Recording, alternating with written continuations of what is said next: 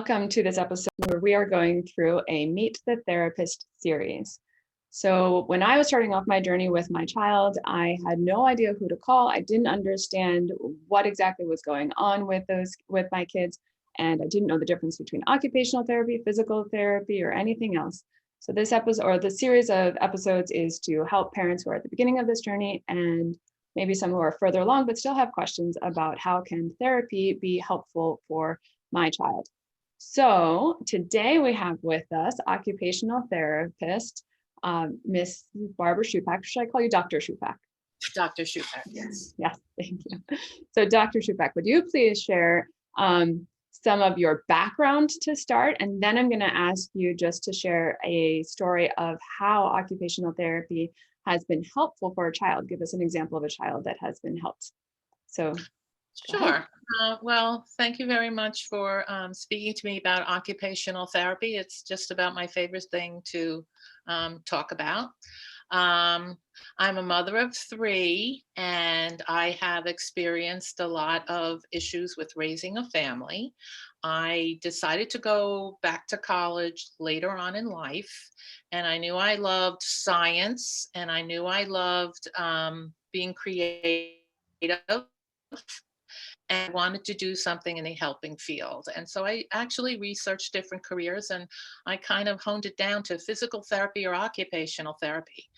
And I decided to go and observe in a school.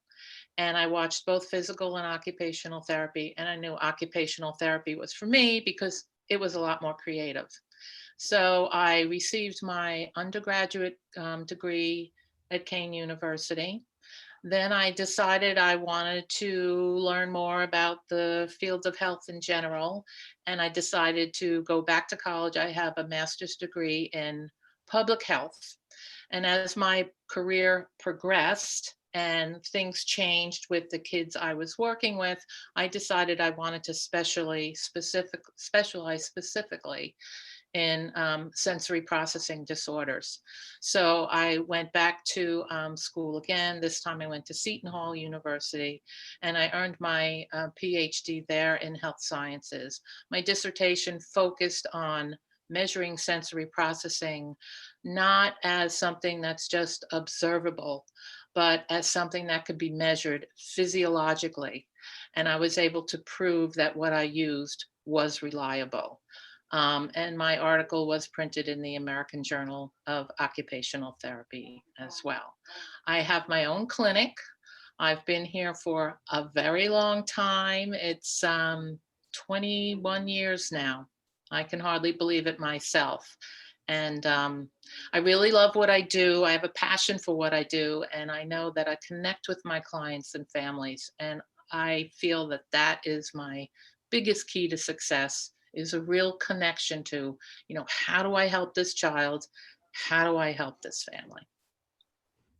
And I can testify that, as my son is one of your clients, or our family rather is one of your clients. And I have seen the great way that you interact with him and appreciate it so much.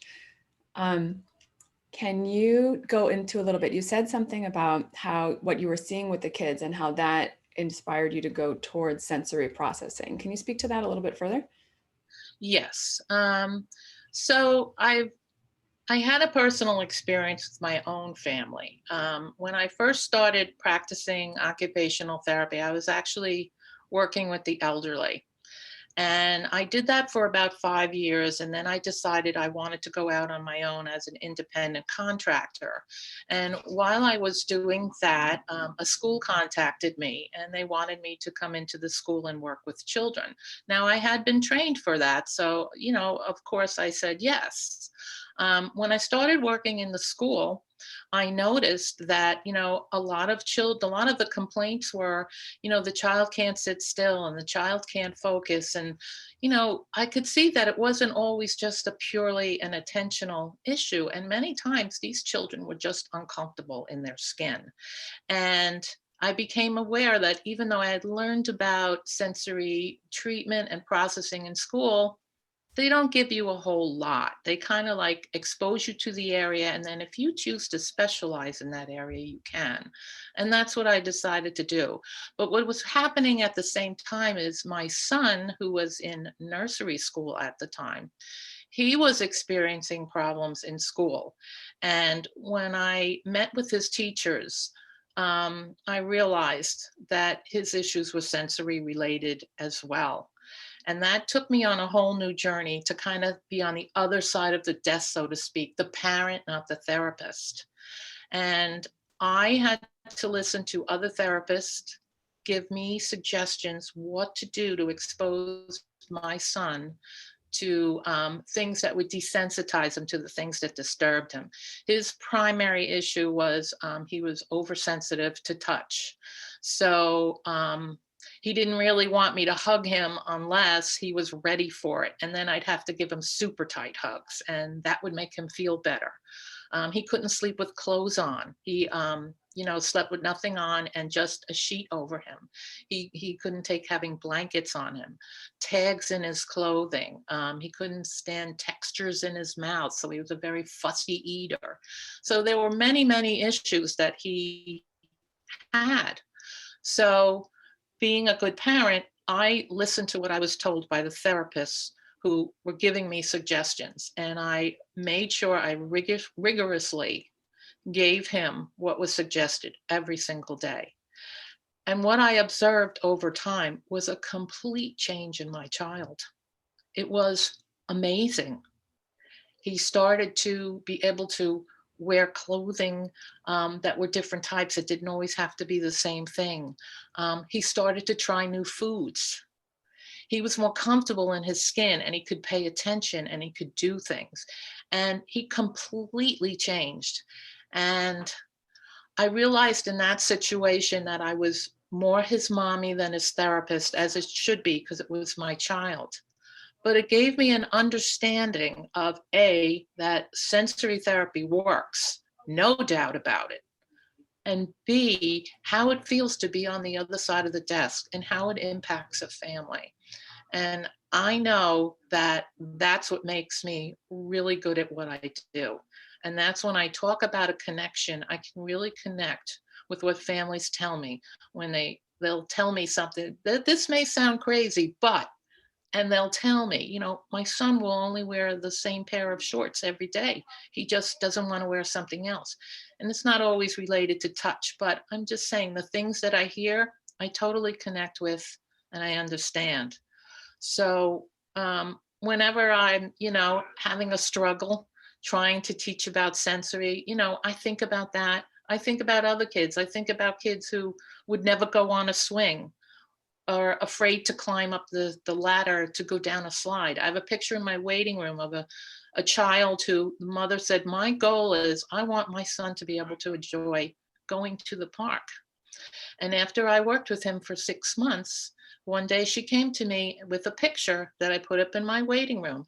And it's her son at the top of a tall ladder about to go down a slide with a big smile on his face, something he never could do before he had his sensory treatment. He overcame his fear of movement and being off the ground through sensory treatment.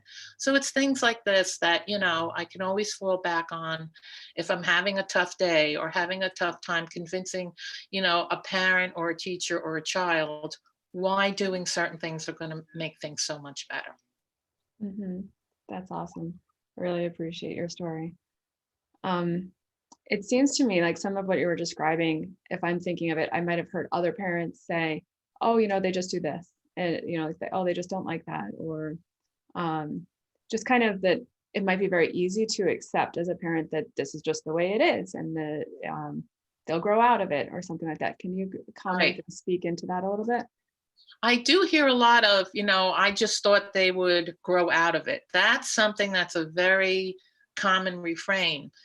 The thing with sensory issues, especially, is that if it's not addressed, what happens is every year a child has more and more responsibilities, more things they're expected to do in school and at home.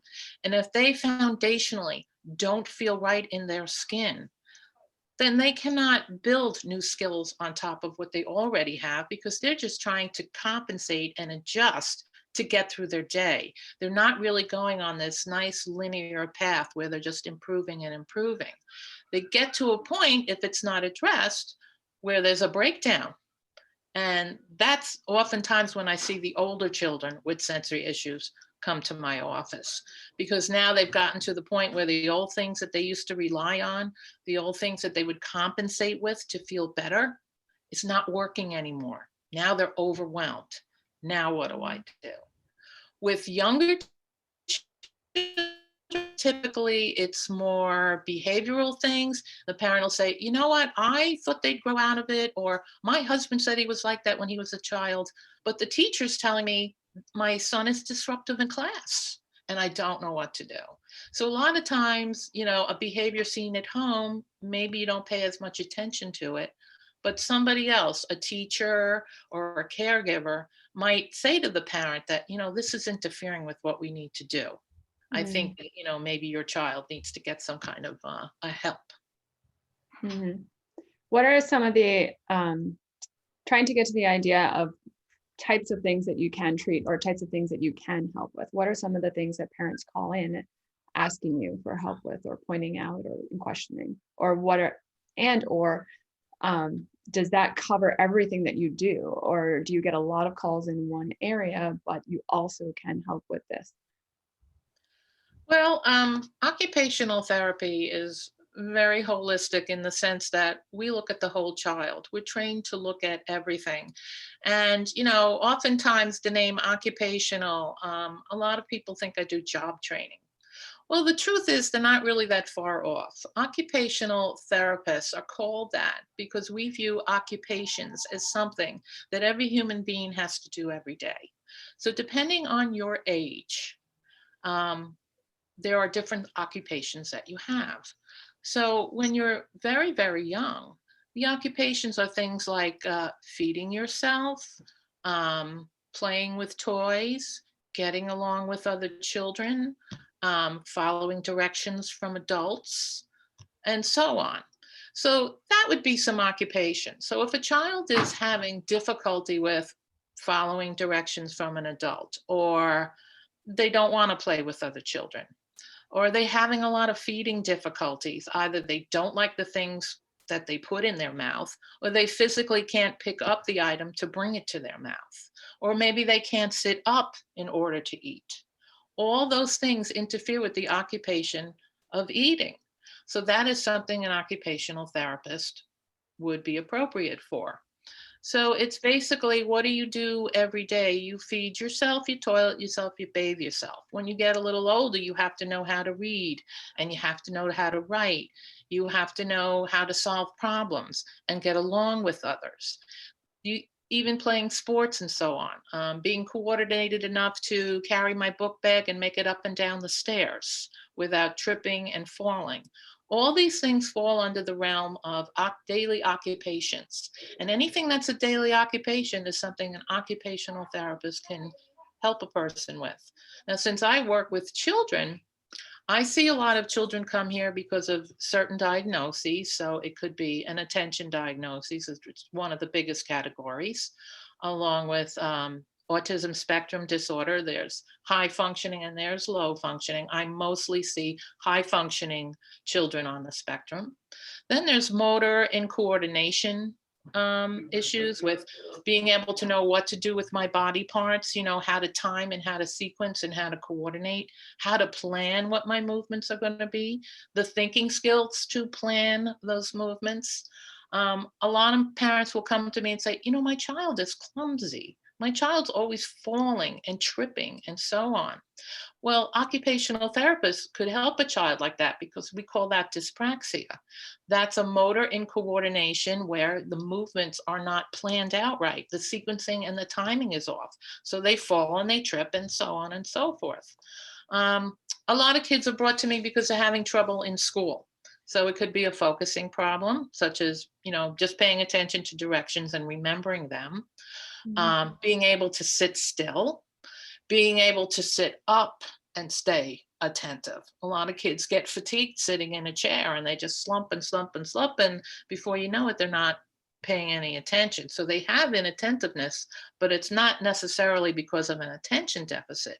It can be a fatigue thing because their postural muscles can't keep them up long enough. A lot of kids are referred to me because of handwriting difficulty. Pencil grasp is important. Now, there's many types of pencil grasp, but the main thing is an occupational therapist wants to make sure when a child is holding a pencil that they're getting a lot of feedback through their muscles that goes to the brain, that tells the brain how those letters are formed. Once the brain can make a map of how a letter is formed, the child no longer needs to think about how do I make an A? It becomes automatic. But it's that link, that motor input. So that's why the way a pencil is gripped is so important. If it's too loose or too tight, the appropriate information does not get relayed to the brain from the fingertips. So that's a very big area for occupational therapy. There's also self-organization. Children need to be organized to a certain degree to do a task. So maybe they have to do a cutting and pasting task and they get some simple directions from the teacher. Then they sit there and they're lost. They don't know what to do. Mm. That again falls under the umbrella of occupational therapy. Then there's play behaviors and there's work behaviors. Does a child recognize the social cues? Do they understand when somebody's happy, somebody's sad, somebody's scared, somebody's being silly, somebody is surprised? Do they recognize those social cues so that they know when is a good time to invite the child to play? Or maybe they should be consoling the child or trying to help them. These are very important. And then work behaviors as well, not only the self-organization piece, but the ability to be able to sit for an age-appropriate length of time in order to complete tasks. And what do I do if I can't complete a task? So all these things are daily occupations for children. I hope I made that clear. Do you have any questions about that? No, that was wonderful. I really appreciate it. You covered a very broad range and scope, and actually, it was surprising to me how much that you covered. And the part that specifically struck out to me was the understanding other people's reactions or facial expressions and being able to interpret them. That I didn't actually realize fell under the umbrella of occupational therapy as well, too. Yes, absolutely. And it's, I work with some kids that have, disorders such as oppositional defiant disorder. And why do I see these children? Because their diagnosis interferes again with their daily occupations. So a child like that, I would have to help them regulate their emotions, understand how to identify what they're feeling. And then I understand, well, what do I do now that I know I'm feeling this way? What do I do to feel just right? This is all part of occupational therapy. It's very, very broad. It's very broad. When in doubt, consult an OT. If it doesn't fall under our umbrella, we'll let you know. It's so very, very true. So then in coming to work with you, what is the typical process that a parent might expect? Like, how does it start? Well, Usually it's the parent calling and initiating, perhaps because they have a diagnosis or they just have a question, right? And then, right. Well, typically, I will speak to a parent on the phone to get an idea of what's going on with your child and what is your chief concern. Then based on that conversation, I'll recommend that they come in here to the office either for a screen or an evaluation. Now, I'll recommend a screen if I have doubts on the phone and if the parent has a lot of doubts about whether or not their child's issue is problematic enough that it would warrant therapy. So if there's a question like that, the child comes in, I work with them for about 30 minutes, and then based on that, I can tell the parent whether or not there's an issue that's significant enough that would warrant a full evaluation. A full evaluation entails, not only clinical observations, things I have the child do in front of me, but I do a lot of standardized testing. I do interviews with the parent. I get information from the teacher with the parent's permission. And I put all that information together in a very comprehensive report, and I have a parent conference. The purpose of the parent conference is I literally go through the entire report with them to make sure they understand everything I have in that document, because they need to understand the picture I have developed of their child. Once we get to the point where, the parents understand what I'm seeing and what I'm suggesting we need to do to treat it, then we go forth with treatment. I work with children in my clinic, and part of what I do is I have parents come into the clinic so that I can show them what I'm doing with their child. And again, this is dependent on age too. Very parents are just in there for the whole session. For children that are a little bit older and more autonomous, I prefer to work with them first, and then I'll call the parent in for the last 10 minutes, maybe 15 minutes, and I'll say, here's what John and I did today. We want to show it to you because I want him to do this at home. And that's part of the parent training. It's very, very important with children that I show the parents everything I'm showing the child, because carryover is not going to occur at home if the parents don't understand what it is I want the child to do. And more importantly, why do I want the child to do that? So the communication piece is integral to the success of any treatment program that I put together for a child. But the typical session is I bring a child in, we do things in the gym, we kind of get the body going, and then whatever area of weakness I need to focus in on, I usually will direct the child to that in some form of an activity that doesn't feel like it's not fun. I try to make therapy fun. A good occupational therapist, pediatric occupational therapist, just looks like they're playing and having fun. And that's why I always tell parents, if you have any questions about what I was doing, because parents can also view through a window to watch what I'm doing, I want you to ask me, why did I play this game? And why? I want you to know why, because I'm doing treatment. If it's looking like play, then I'm doing it successfully because their child's having fun, but I'm actually treating them at the same time. And that's the creativity piece. And like the magic piece for me, the part that keeps me coming back every day for more, is that I do things in a way that are playful and fun so that I can get the most out of the child. And most children can't wait to come back. And that's how I know I'm on the right track. So true. I can testify to that too. Although sometimes I've looked at some of the things and I think, well, gee, this is a game I could do at home. So there's no downside to me incorporating that game at home. But I guess sometimes I felt a little bit like, well, if I felt guilty, so perhaps absolve me of this guilt. I felt guilty, like perhaps if I did more of these types of games at home, then my child wouldn't have this issue, wouldn't need to be here. What would be your response? Well, playing the games that I do is what I call carryover.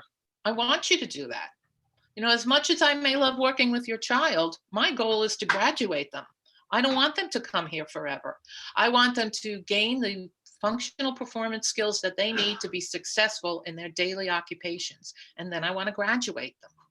So if you're doing those things at home, that's great, because guess what? The progress is going to be so much faster. And children will tell me, I'll ask them, what did you do since I saw you last time? If they're playing games like that, they'll tell me. And I'll know, okay, you're doing that at home? I have at least 1,000 other things I can do. So trust me, if you're doing the things that I'm doing here at the clinic and you're doing them regularly enough that I can see the child is competent, I'll move on to something else. That's how we make progress. Yeah. And I know that you have the expertise to put it all together in a certain order that the child needs. Yes, everything is a developmental progression as far as the way I design my treatment plan. So whatever the skill is, I know what level I'm going to start at and where I want to get the child to. Yes. Can you comment on insurance and payment? I know that's often a question that parents must have, right? Is OT services covered by insurance? It's covered by insurance, but again, it depends on what type of insurance you have. Everybody has different insurance plans these days, and the insurance companies have all kinds of rules and regulations. So we our insurance companies do pay for occupational therapy, but my best advice to parents, and we tell parents this all the time when they come here, is that they should call their insurance company and specifically let them know what kind of treatment is being proposed here and do they cover it. One thing that's important for parents to know with pediatric occupational therapy is that we're referred to as habilitation. That's different from rehabilitation. So the difference is rehabilitation is I had a skill, I got injured, and now I need to regain that skill. Habilitation is I haven't developed the skill yet, so now I need to develop it. That's habilitation.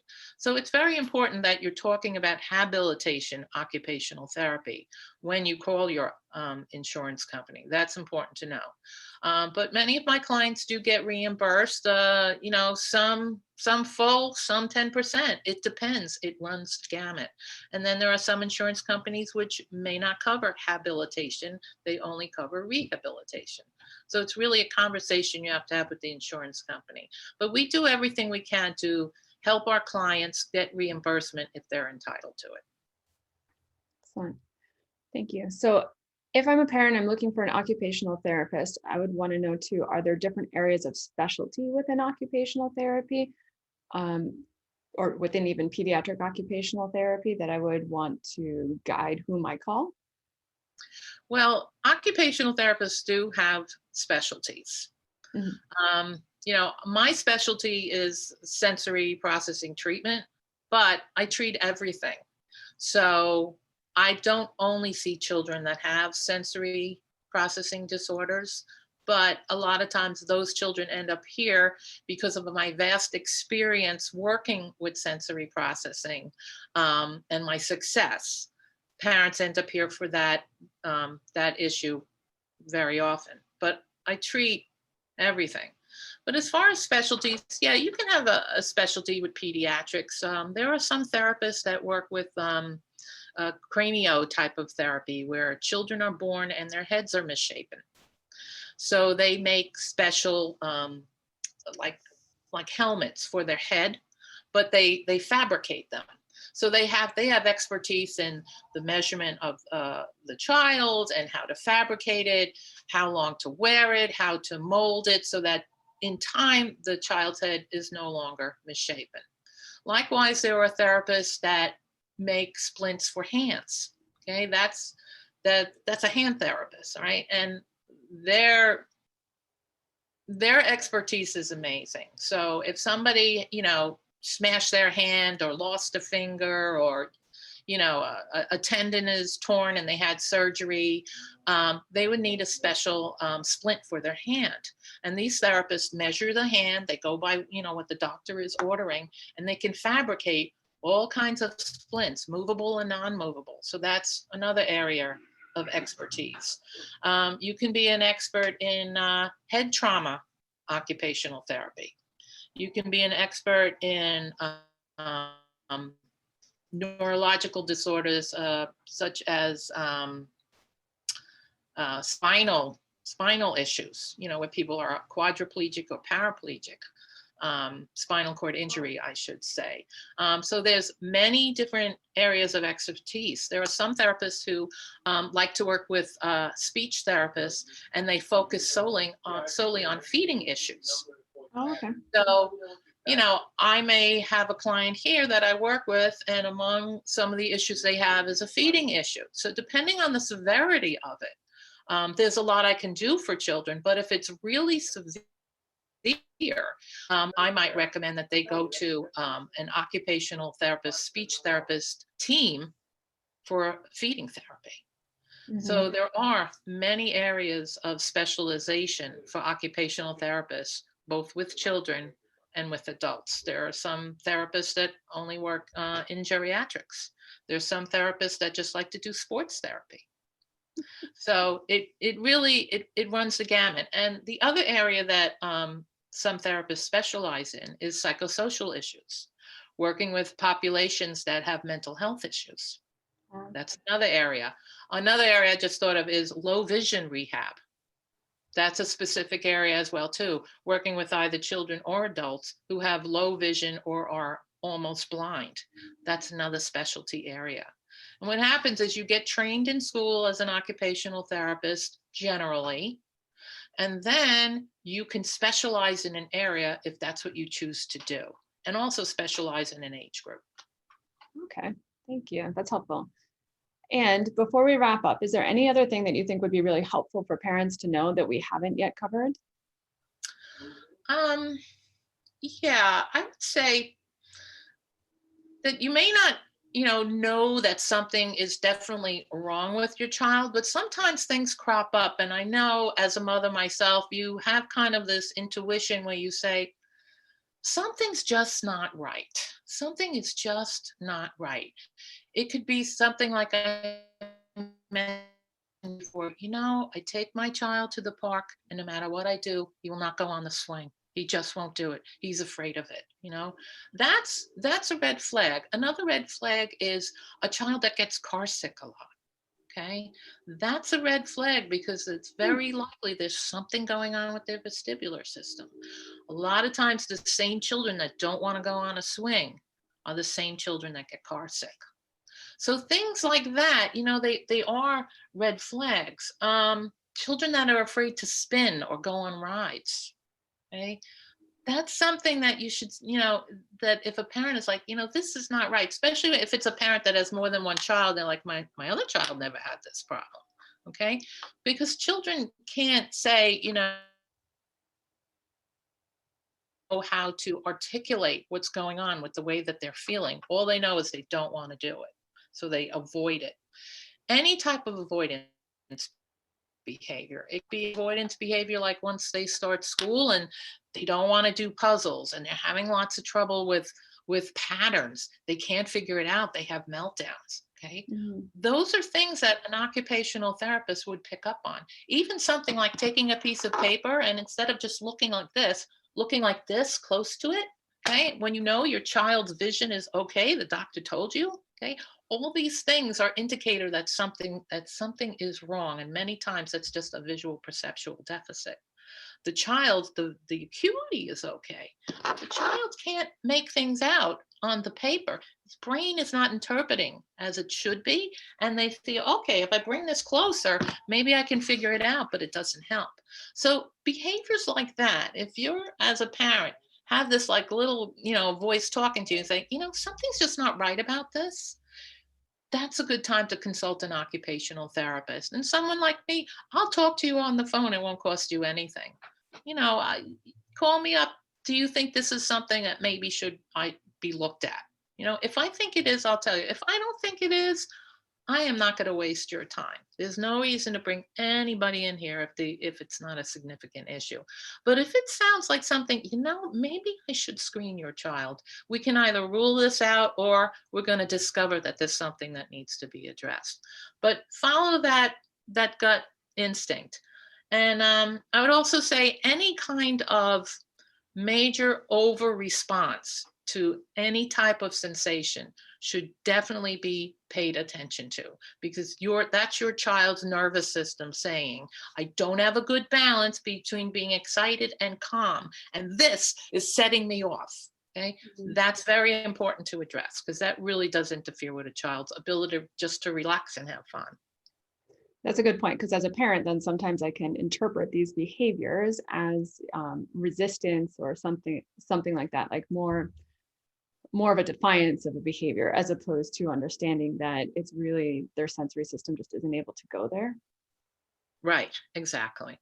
So, if you see those things and you have that inner voice saying something's not right, do yourself a favor. And there's many wonderful occupational therapists like myself that will talk to you on the phone. Pick up the phone and ask a few questions.